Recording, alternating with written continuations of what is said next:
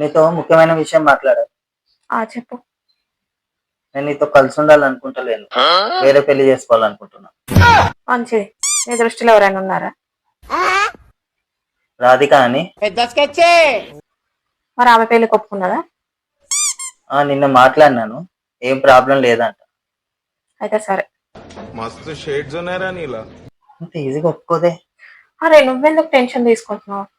టీలో 2 చుక్కలు వేసాయి, problem solve అవుతుంది.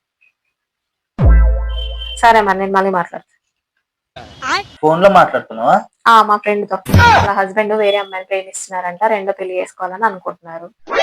నేను చెప్పాను టీలో 2 చుక్కల విషయం వేసే ప్రాబ్లం సాల్వ్ అవుతుందని. టీ పెట్టుకుందాం అనుకుంటున్నా, మీరు టీ తాగుతారా? నాకు తాగాలని ఇంట్రెస్ట్ లేదు.